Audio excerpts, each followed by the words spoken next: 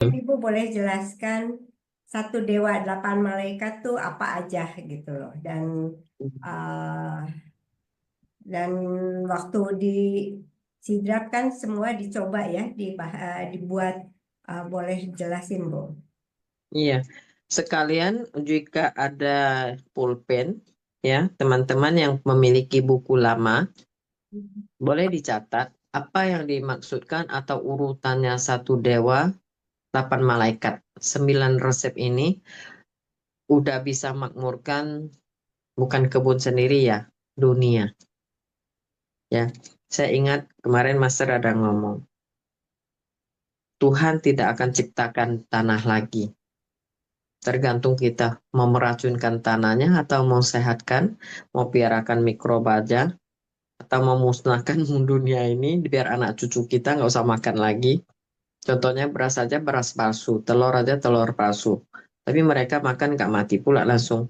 Nah, mau nggak diteruskan begitu ya?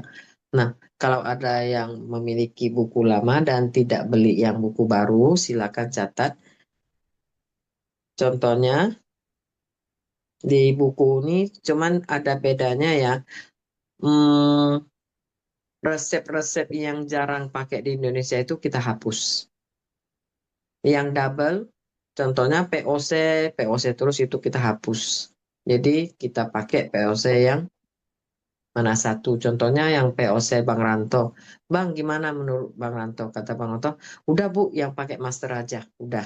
Yang saya punya hapus saja. Ya, jadi udah gitu. Nah, jadi kita susun dengan satu dewa adalah OM. Ya, OM. Lalu OM itu adalah induknya. Induknya apa? Semuanya petani itu harus ada kompos. Kompos yang paling jos. Mikroba yang rajanya, dewanya. Nah, itu contohnya kita ke Padang, ke hutan bambu itu melimpah. Ke Toraja, sekarang Bu Ludia ya, saya sangat rekomen. Siapa yang belum punya mikroba IMO, belilah sama Bu Ludia. Nanti kalau di bagian Padang sudah jadi, bisa juga. Nanti saya akan ke Padang. Saya lihat udah bagus, bisa kita rekomen. Jadi siapa yang bisa jualkan biang-biang itu, kita tidak harus ambil dari Thailand. Yang paling bagus kata Master Wuluntung adalah yang di lokal. Ya. Jadi dewanya adalah IMO, kompos IMO. Tanaman apa yang tanahnya udah tandus dan sebagainya harus digali lubang atau dipiara dan sebagainya IMO-IMO ini. Setelah itu cara membiakannya IMO ya dari airnya ya dari bentuk jadi komposnya. Setelah itu AM ya. Sudah ada IMO, sudah ada induknya mikroba. Ini anak-anaknya, cucu-cucunya. Untuk apa gitu loh. AM01 adalah berarti malaikat pertama adalah enzim asam amino protein atau joragan ikan dari perut ikan, dari ikan tawar, dari ikan air laut dan sebagainya ya. Ini ada juga yang bilang hormon. Kalau saya sih mau sedapkan buahnya dan enzim amino ini kalau di buku cuma dikasih resep dan cara pakai simple. Tetapi kita kalau sampai ke Thailand, dia ada beberapa macam cara pakainya. Joragan ikan atau ikan tawar atau ikan laut itu semuanya drumnya yang 100 liter atau yang 200 liter taruh di terik panas matahari yang sinar langsung. Pagi hari ini nggak hujan ya. Contohnya hari ini nggak hujan. Saya ambil proyek jari. Ini drum ya, letak di di mana aja bisa jemur. Buka. Resepnya ada ya. Eh, molase atau gula GMT dengan perut ikan atau daging ikan atau dan segalanya ikan itu semuanya 1:3. Jangan masukkan air, masukkan garam. Sudah itu diaduk, dijemur. Jemur kira-kira 1 bulan kemudian, lapisan atas ini akan keluar minyak. Minyak itu untuk apa? Diambil, ditampung, diisi ke botol satu lagi. Itu untuk apa? Pestisida. Tanam, semua petani tahu, mau nanam semangka yang jos, yang enak tidak gampang. Tetapi dengan resep buku ini, semangka yang sama besar di pasaran Thailand 2 kilo, yang ini 4 kilo. Tingkat manisnya 18 ke atas. Tanpa KCL, tanpa pemanis kimia. Dan itu kulit yang bagian putih itu tidak sampai 1 senti. Di Indonesia mudah-mudahan pada satu hari akan ada semangka yang begitu. Ya, dan mudah-mudahan sertifikat organiknya itu bukan kita pergi minta, mereka antar. Pemerintahan tuh antar sampai ke situ. Kalau di Amerika, di Thailand, di Aussie begitu. Pemerintahan dinas pertanian yang antar ke pemilik kebun ini. Seharusnya begitu loh. Nah, sudah itu yang atas lapisan itu adalah untuk pestisida. Kenapa? Dia bau amisnya minta ampun. Jadi lalat buah itu dia taunya wangi buah. Kapan sudah sebusuk gitu, mereka nggak mau datang. Itu untuk mengusir, ya. Jadi waktu dia berbunga, mau dikawinkan itu mereka spray yang bagian minyak supaya lalat buah nggak datang. Kalau sudah barbuk kecil-kecil itu udah dikena sengat lalat buah, ke piara dia sampai besar nggak ada artinya. Dalamnya udah busuk semua gitu loh. Sampai sudah yang tengah kita pakai jadi POC, dia tidak akan overdosis. Masih mengeluarkan spora, masih musim perkawinan, dan kulitnya masih belum keras. Nah, itu dosis yang tinggi. Sampai sudah dosis yang rendah itu adalah kulit semangka itu sudah mengeras. Jarumnya lalat buah itu nggak mampan lagi. Disengatnya pun dia nggak masuk lagi. Nah, itu dosis yang rendah. Sudah itu sebelum panen 1 minggu sampai 10 hari itu tidak boleh siram air. Biar dia kelaparan air. Sampai daunnya udah kering, semangka itulah manisnya bisa, kalau di Indonesia mungkin 12 ke atas ya. Yang mereka 16-18 ke atas. Baru bisa manis dan bisa halus sekali dagingnya. Setelah sudah olah, sudah panen, semuanya lahan-lahan itu akan apa? Pakai mesin apa itu? Digembur kembali. Nah, ampas yang dari tulang ikan, yang daging ikan yang sudah hancur, tetapi tidak hancur sampai debu gitu ya. Dia kan masih ada sedikit-sedikit. Itulah yang harus diolah ke kompos. Nah, ini kalau kita ke Thailand akan diajar seperti itu.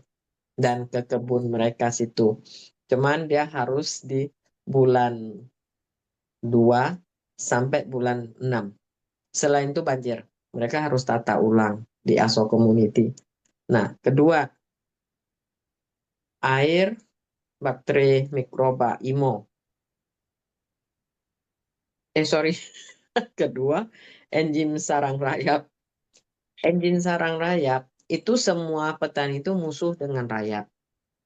Anggap rayap itu, aduh sial, tanaman saya habis dengan rayap. Rayap tuh nggak bodoh loh.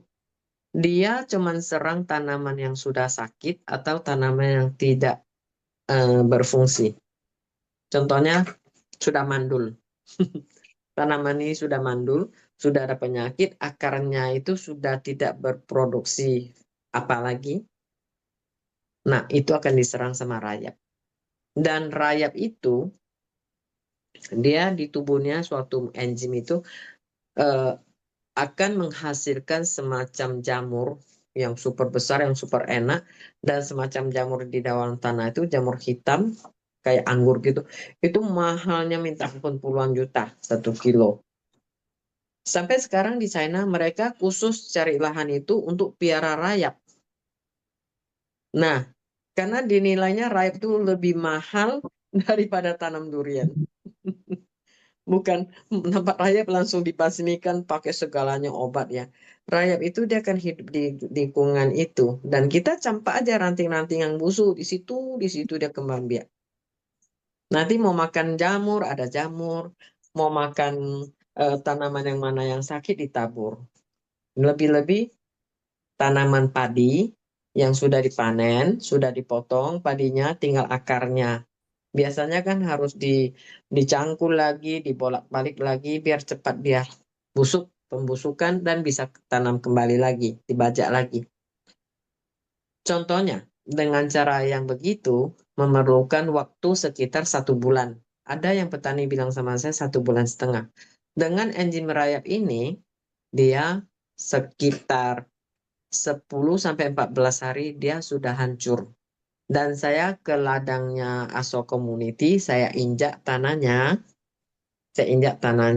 Waduh, kok dinginnya kayak masker di muka. Bener, saya ambil tanah tanah sawahnya itu, saya lulur ke tangan, saya tepuk ke muka saya. Saya mau lihat muka saya nanti gatal, alergi atau apa enggak. Ternyata itu masker yang paling bagus kalau di Aso Community. Jadi tinggal di Aso Community situ gratis, nggak bayar, makan, tidur, mau pergi nanam silakan, mau pergi masak silakan lapor. Saya mau ke bidang mana. Saya pilih ke tempat sawah itu. Dan halus mulus tanpa bau sedikit pun. Saya lihat ya, yang punya enzim rayap itu, akar-akar yang sudah dipakai pakai alat mesin, dibaja, dibalik-balik itu. Saya cium lagi akar itu tidak busuk, tetapi dia melembek, lembut dan wangi. Itu loh bedanya enzim rayap.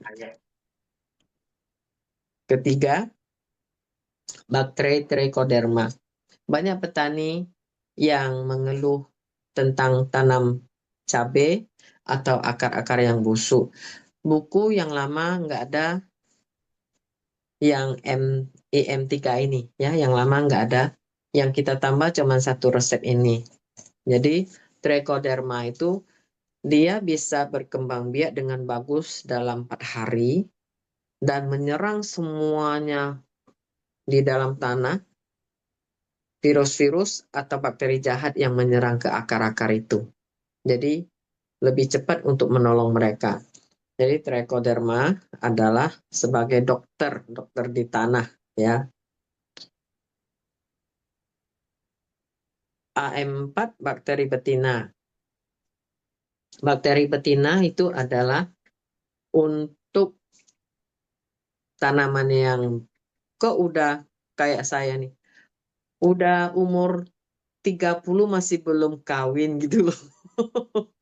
Sudah kawin kok berapa tahun masih nggak beranak. Manusia gitu. Jadi Trichoderma adalah sebagai dokter di tanah ya. AM4 bakteri betina. Bakteri betina itu adalah untuk tanaman yang kok udah kayak saya nih. Udah umur 30 masih belum kawin gitu loh. Sudah kawin kok berapa tahun masih nggak beranak. Manusia gitu, tanaman kan begitu juga. Kenapa saya tanam alpukat begini-begini? Kenapa saya udah membuahkan dia, tapi dia tetap tidak mau berbuahkan? Karena dia kurang hormon betina. Ada yang kurang hormon jantan. Hormon jantan itu apa? Untuk bantu dia mentumbuhkan tunas baru. Dan tunas baru dan batangnya besar kuat. Betina untuk dia berbunga dan ada nggak tanaman sudah berbunga dia rontok juga. Nah itu dia perlu hormon betina. Waktu dia sudah berbunga supaya lengket jadi buah yang sukses, jangan buah itu kok rontok lagi gitu loh. Jadi percuma aja kita nanam buah-buahan. Nah itulah sewaktu dia sudah berbunga dan bunganya sudah lepas, sudah dikawinkan, dia sudah mau menjadi putih ya, buah kecil ya. Nah itu yang hormon jantan dan hormon betina dikawinkan dijadikan satu, dispray. Nanti buahnya akan bagus dan lebih enak. Nah, itu kerjanya untuk hormon yang dua ini. Terus lagi, ini yang dicampur adalah AM5 ya. Sudah itu yang keenam, enzim limbah dapur.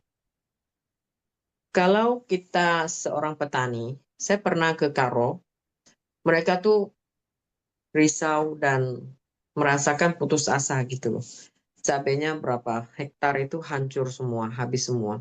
Saya ke kebunnya, saya bilang, ayo pada hari hujan, gimana Bu, hujan boleh pergi? Boleh. Saya kalau namanya untuk kelas tani, saya pasti di tas saya itu ada baju hujan. Kecuali sepatu bot saya nggak bawa, ya kan? Nah, baju hujan tuh pasti saya bawa. Pada musim hujan itu, kenapa cabai nggak sakit? Cabainya itu yang sakit, mereka cabut, mereka campak tumpuk di tempat mereka anggap tuh sampah. Kapan-kapan mau dibakar. Pada musim hujan nggak bisa dibakar. Ya kan? Hujan nggak bisa bakar sampah. Numpuk. Virus-virus yang ada di batangnya, virus-virus yang ada di akarnya dan di biji cabenya itu semua mereka tidak olah jadi kompos atau ekoenzim. Mereka dibiar begitu. Di bawah air hujan kemana-mana menyebar penyakitnya. Banyak penyakit yang dibawa karena dari air. Kalau dari rumah kita ya dari paret, dari saluran air ya, itu virus akan menyebar cepat dari air. Kalau di kebun, dia dari paret-paret, dari ranting-ranting yang pembusukan, buah-buah yang busuk. Nah itu. Jadi ada bagusnya petani-petani itu mungkin galilah lubang atau ditumpuk, ditutup lagi sedikit tanah. Contohnya banyak yang gagal bikin kompos. Aduh Bu, saya belajar dari ibu, saya bikin kompos di depan rumah, di depan halaman. Terpaksa saya kabur atau saya buang semua. Kenapa? Busuk Bu. Nah, busuknya satu tips yang mereka tidak lakukan begini. Contohnya ada yang marah-marah. Daun kering ibu suruh saya tumpuk, jangan buang. Tumpuk, tumpuk, tumpuk, tahu-tahu 3 bulan nggak hancur. Kenapa tidak hancur? Kamu nggak tutup dengan tanah? Dia gimana hancur? Dia kan proses dari daun jadi kering. Dari kering dia nggak rontok. Kalau tanah kan dia lebih cepat pembusukan dan menutup bau. Karena tanah itu penuh dengan mikroba. Tapi kalau dibiarkan gitu, ya dia cuma jadi daun kering. Lambat gitu loh. Nah sudah itu sampah-sampah dapur. Sampah-sampah dapur kalau kita cuma buang-buang-buang gitu, tidak langsung tutup selapis-lapis dengan tanah. Tanah yang tidak subur, tanah yang sudah tidak bagus, nah itu ditutup selapis-selapis. Hari ini kalau tidak ditutup, besok pagi depan rumah itu udah busuk penuh lalat hijau. Satu lagi, sudah buang sampah dapur, tidak disiram dengan ekoenzim. Tidak ditutup dengan ampas enzim. Ya, harus di sejelek apapun harus ada selapis tanah yang tipis. Jadi dia busuknya hanya di dalam tuh dia proses untuk pembusukan dan menjadikan kompos. Baru bisa cepatkan proses gitu loh. Nah, jadi ada yang cara lebih simpel adalah semuanya makanan yang di dapur itu cairannya ya, airnya itu enggak bawa. Kita pakai keranjang. Dan itu cairannya saya saring. Saya letakkan keranjang itu di atas kaleng cat plastik itu yang 25 liter ya. Atasnya adalah sisa makanan, bawahnya itu ada kuah lontong, kuah rendang, kecap, kecap apa gitu loh. Nah, itu harus masukkan ekoenzim dulu supaya tidak banyak lalat dan tidak membusuk. Nah, itu adalah langsung menjadi POC. Yang atas ini nanti ambil apa aja yang wadahnya itu 1:1 dengan gula GMT atau molase yang agak bagus, diaduk rata. Diaduk rata, sudah itu disimpan, tutup, tutup rapat. Waktu penuh ditutup rapat. Nah, itu nanti akan jadi kompos. Waktu kita mau bikin kompos, masukkanlah itu dengan atau ya ada tanah yang sudah tidak subur, berarti kita main gayung ya, atau satu bagian yang enzim sampah dapur itu 5 bagian tanah yang tidak subur. Kalau ada tele ayam, masukkan tele ayam 5% atau POC ikan dan sebagainya. Itulah kompos kita sangat jos. Jangan lupa di atas tuh tabur IMO dan dedak. Air PSB pun boleh. Pasti kompos kita itu mau tanam apa aja sukses. Ya, ini adalah untuk cara mengolah semuanya limbah dapur. Terus asam laktat ini adalah enzim yang paling saya suka. Kenapa? Kenapa, Pin? Oh, bentar. Waktu tanya jawab belum. Asam laktat ini adalah enzim yang paling saya suka. Kenapa? Karena adik saya di pasar induk situ buka toko grosir. Jadi saya sering mau minta susu yang expired atau di rumah ya. Mungkin ada kacang ini, kacang itu, soya atau apa yang udah expired, yang nggak sempat makan karena rumah sendirian nggak sempat makan. Nah itu dijadikan satu. Jadikan satu, campurkan gula pasir, campurkan Yakult. Wes, ketika 3 bulan kemudian ya, jambu yang 8 biji atau 9 biji 1 kilo, yang punya kita 5 biji 1 kilo. Pisang 1 sisir orang lain mungkin 2 kilo, yang kita 7 kilo sampai 5 kilo. Itu dia enzim asam laktat. Tapi hati-hati ya teman-teman. Saya kalau pisang tanduk saya tuh ya, dikasih ke mama, dikasih ke Egi, kena marah. Marah apa? Tolonglah kalau kasih pisang tuh jangan yang kayak gitulah. Makan 1 biji pisang itu ibarat udah 1 piring nasi. Entar nasi nggak muat, entar makanan yang ada nggak muat. Cuman pisang itu aja seharian tuh rasanya perut tuh semua pisang. Kata Egi gitu, kata mama. Jangan kalau pisang tuh jangan kasih 1 sisir, kasih 5 biji aja. Ya udah, sekarang saya kasihnya 3 biji, 3 biji doang. Kok pelit kali sekarang kok pisang cuma 3 biji? Kenapa? Kan mama sendiri yang makan. Enggak lah, ternyata adikmu, istri adikmu pun semua suka. Kasihlah 1 sisir. Sorry ya, sekarang nggak ada pisang lagi. Lahannya udah Sirina yang ngurus, mereka nggak hobi makan pisang. Kalau dulu saya karena memang senang kali makan pisang, jadi saya jaga baik-baik asam laktat sekali bikin banyak gitu loh. Jadi sekarang kalau untuk nanam di depan rumah, di depan panti, entar sekolahan bikin greenhouse juga ya. Nah itu saya bikin lagi tuh asam laktat. Jadi kadang manusia tuh kan pasti ada suatu karakter. Saya tidak mau kalah dengan orang lain. Apalagi sok master gitu loh. Masa saya kalah dengan orang lain? Jadi kalau saya nanam apa tuh, eh sirsa. Orang sisa 3 kilo, ya kita 5 kilo gitu loh. Sok master dikit ya. Jadi senjata saya itu asam laktat. Coba lah. Nah, terus eh, PSB. PSB saya rasa yang di buku kita ini yang paling banyak orang coba. Saya lihat Abigail sekarang lumayan banyak bikin PSB-nya. Lalu Bu Bu Lita yang di Padang kemarin video call. Bu, lihat PSB saya. Waduh, kamu bikin gudang baru ya? Iya. Kayak Bang Ranto ya, pertama saya pergi rumahnya 1 tingkat, sekarang udah 2 tingkat khusus untuk bikin PSB. Jadi PSB ini adalah senjata yang ampuh bagi satu dewa 8 malaikat ini. Ya, kalau kita anggap tuh PSB yang paling ampuh.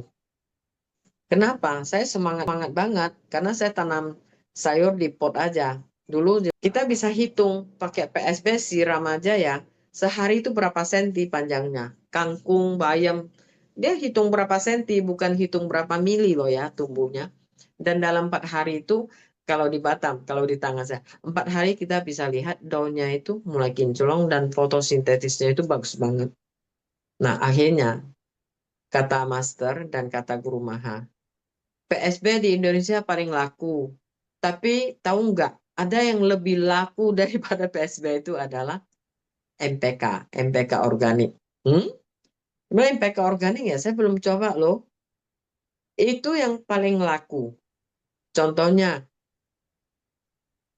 Kita beli bibit durian, kita beli bibit alpukat atau anggur. Kita udah tanam di tanah. 3 bulan, 6 bulan, 1 tahun, dia gitu aja. Nggak tumbuh pun nggak mati. Gitu aja. Nah, karena di tanah itu, tanah yang biasa disemprot dengan berbagai obat, berbagai pupuk kimia, dia sudah tidak punya mikroba dan sudah mulai jadi tandus, akar itu tidak menyerap lagi. Dia harus buka lagi pori-porinya dan aktifkan akarnya itu harus ada MPK ya. Jadi MPK ini kalau buku yang lama ya, pembeli buku lama itu ingat satu ada kesalahan, maaf. Mohon maaf ya. Jadi saya pun cari juga sama master. Kenapa kamu tuh berubah terus resepnya? Saya kena marah loh. Dia bilang marah-marah lah. Seorang petani yang handal itu dia harus menemukan cara yang baru untuk dia tersendiri. Karena siapapun yang jadi master, dia tidak menguasai dunia. Jawaban master ya, saya cuma sampaikan. Saya kan cuma ngajar dengan cara. Sudah itu teknik masing-masing, harus pintar sendiri. Kenapa harus ikut teori terus kalau namanya petani pintar? Bukan hanya otak loh, dia bilang, mata dan tangan kita dan lihat cuaca. Jadi harus ada perubahan. Hari ini saya bilang A, kamu jangan A terus, kamu harus maju ke B. Jangan jadi petani bodoh. Oh, jadi nggak boleh komplain ya? Iya, ingat ya, nggak boleh komplain ya. Tapi kamu harus lebih pintar daripada buku ini. Jadi saya bilang buku lama kan cuman bilang MPK, masukkan air 18 liter atau 20 liter, masukkan gula, dibiarin 24 jam atau 12 jam. Ya toh? Tahu-tahu sampai di Jombang, saking semangat, mungkin ini bertanya, itu bertanya, semangat, master bilang, MPK kapsul, sekarang dia jadi serbuk lagi ya, nggak kapsul. Pakai air kelapa. Saya bilang 1 malam aja, sibuk loh master. Hari ini campur, tiba-tiba besok pagi ada yang meninggal di desa. Gimana tuh mau teruskan? Oh iya, paling lama tuh 5 hari. Paling lama 5 hari, aduh, nggak laku lah master barang kamu. Mikroba ini kok rewel kali, nggak tahan. Ada loh cara tahan 5 tahun. Nah, apa? Saya tanya gitu kan. Berubah lagi ya? Oh iya dong. Aduh, mati. Dia bilang begini, kamu ambil 1 botol MPK ini, kamu cari kelapa. Air kelapa semuanya kulkasmu, mau di botol aqua kek, mau di botol kaca kek, apa. Yang penting semuanya. 1 botol MPK ini masukkan ke air kelapa murni. Dan itu aduk rata. Simpan di kulkas. 3 tahun, 5 tahun tahan. Kapan kamu mau perlu sedikit aja, ambil mungkin kala kecil ya, cuman ada 2 bedeng di depan rumah, samping rumah. Ya kamu ambil secukupnya, agak-agak aja ya. Dosisnya, jangan tanya dosis lagi, dia bilang. Lahanmu, tanamanmu adalah tuh anakmu. Kamu tahu anak kamu hari ini gendut, makannya 3 piring. Anak kamu yang satu kurus lagi, makannya cuma 1 sendok. Kamu harus menguasai tanaman. Bukan setiap hari tanya dosis-dosis. Tanam cabai. Cabai yang 30 hari atau cabai yang 2 tahun. Gimana saya mau jelasin berapa lama, dia bilang tuh. Kamu harus tahu anak kamu mau minum apa, makan berapa banyak. Jadi, ambillah MPK yang udah campur air kelapa itu, mau berapa banyak. Sebenarnya kalau yang organik ini nggak bakal langsung mati, kecuali ekoenzimnya. Campurkan ke air, ya. 1 botol ini bisa untuk 2 hektar. Saya bilang kalau saya banyak duit, saya untuk 1 hektar boleh nggak? Ya boleh. Kalau saya nggak ada duit, saya untuk 5 hektar boleh nggak? Ya boleh, dia bilang gitu. 2 hektar dengan 5 hektar itu berapa banyak loh besarnya itu. Ya boleh, dia boleh-boleh aja. Jadi fleksibel, jangan ikut teori yang mati. Ya teman-teman, dan mohon maaf nggak boleh komplain, kata master. Saya enaknya begitu juga, jangan komplain. Jadi yang simpan 5 tahun ini di kulkas. Ya, kalau yang sudah dicampur air kelapa, difermentasi 2 hari atau 1 hari, jangan sampai dia menjadi mikroba yang lain. Ya, tetap MPK. Langsung aplikasikan ke tanah bedeng. nanti melihatlah perubahannya. Kalau buah-buahan tuh langsung spray ke buahnya, bunganya itu. Cuman kalau kita merasakan PSB lah, MPK lah, asam laktat lah, ini sangat bagus dan super mahal. Dia plus ada satu resep lagi adalah semacam blanket. Blanket untuk di daunnya atau di buahnya. Akan lebih mengirit Nggak bisa modal. diperbanyak, Bu, itu NPK-nya. Nah, Tidak bisa diperbanyak, mahal soalnya. dihitung mahal masih lebih murah daripada MPK kimia, Bu. Oke, oke, oke. Karena dia 150 bisa untuk 2 hektar. Ya, untuk petani, Nah, betul. MPK kalau 2 hektar coba tanya Cak Argo. MPK berapa goni? Ya kan? Saya ingat di Tanjung Batu yang untuk MPK itu setengah hektar, Bu. 4 kilo. Dan seminggu 2 kali. Kalau MPK kan setahun 2 kali. Beda loh, setahun 2 kali dengan 1 minggu 2 kali. Biayanya itu udah jauh irit. Apalagi yang beli buku boleh di grup. Contohnya udah si Winnie udah add masuk ke grup WA. Langsung tolong post foto Facebooknya. Ini foto Facebook saya. Tolong masukkan saya di NG Mikroba. Baru di dalam tuh ada penjelasannya, semuanya isi buku itu ada videonya, dan saya kalau ke Thailand, saya isinya ke Facebook tersebut. Saya nggak bisa share ke umum. Pusing loh, buku ini bukan versi Indonesia atau di Indonesia masih belum ngerata orang ngerti. Jadi gimana saya mau jelaskan, ya kan? Contohnya klasik engine. Sebenarnya saya sih lapang dada aja, mau untuk umum, tetapi orang nggak ngerti.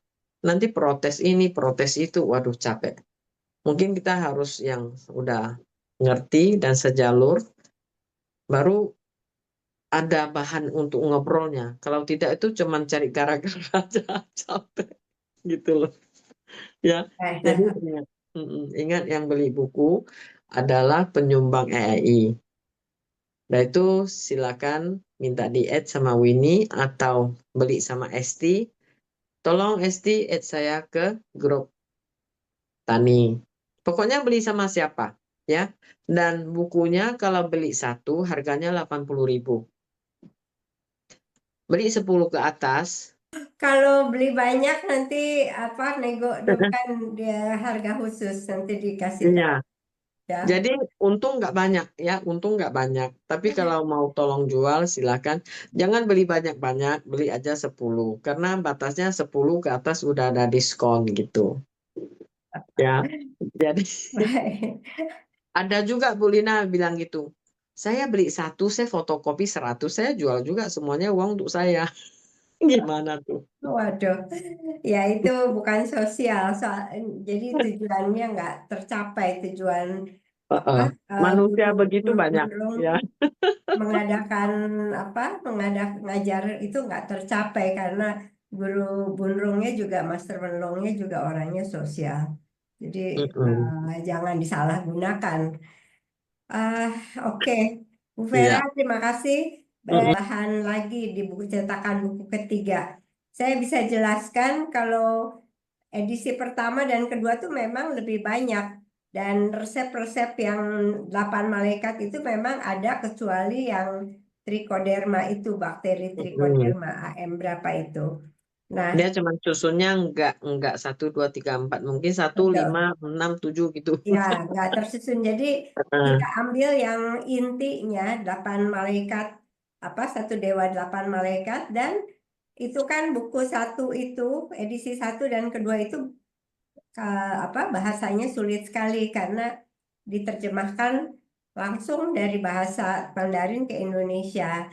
Nah, edisi yang terbaru ini sudah diedit ulang, dikarang lagi kata-katanya, di kata-katanya sehingga mudah dibaca gitu. Jadi kalau tidak mau beli juga tidak apa-apa gitu. Kalau beli ya kami berterima kasih karena seperti tadi dibilang Bu Vera, itu dananya itu nggak kemana-mana, tetapi untuk ke daerah, untuk dipergunakan lagi untuk kemajuan pertanian gitu. Iya. Untuk saya pribadi aja nggak lagi loh. Iya betul. Jadi apa untuk kemajuan pertanian di daerah, untuk berkunjung kemana-mana lah gitu.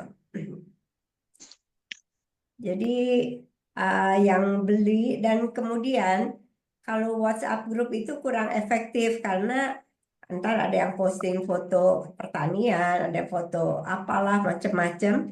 Tapi kalau ingin sudah beli itu di-add di Facebook atau di kenalan dengan Bu Vera, kita tinggal kasih link aja di Facebook penjelasannya seperti ini gitu. Bisa langsung baca dengan jelas. Begitu juga kalau Bu Vera ke Thailand, itu foto-foto video di Thailand itu uh, di postingnya di Facebook, bukan di WhatsApp group.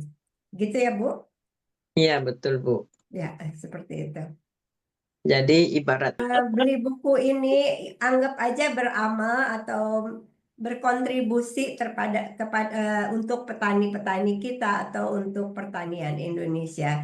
Jadi bukan kita cari untung atau gimana, kita ingin selain yang utamanya itu kita ingin mendeliver ilmunya Guru Benlong, menjembatani ilmunya master-master di Thailand itu kepada kita semua, kepada petani Indonesia, bukan jualan buku intinya.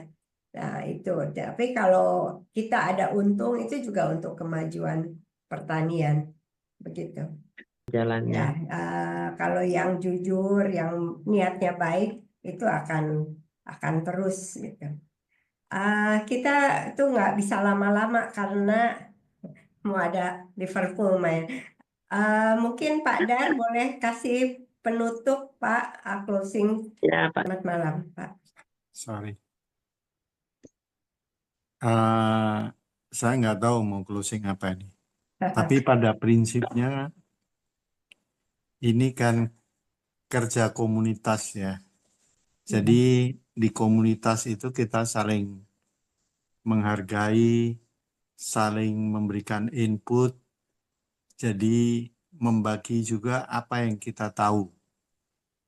Jadi knowledge atau ilmu itu bukan untuk diri kita sendiri, tetapi ilmu itu untuk dibagikan untuk kemaslahatan orang banyak.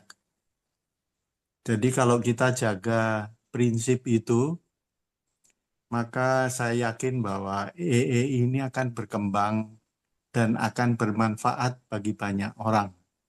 Dan terutama akan bermanfaat bagi bumi kita. Ya.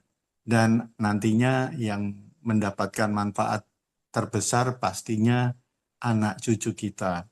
Karena Iya, mereka Pak. akan mewarisi bumi yang sudah disehatkan kembali.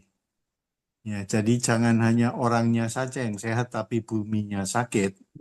Buminya sakit, apa yang keluar dari bumi juga akan sakit. Kemudian kita makan, maka kita juga akan sakit. Jadi mari kita sama-sama membuat EE ini bisa makin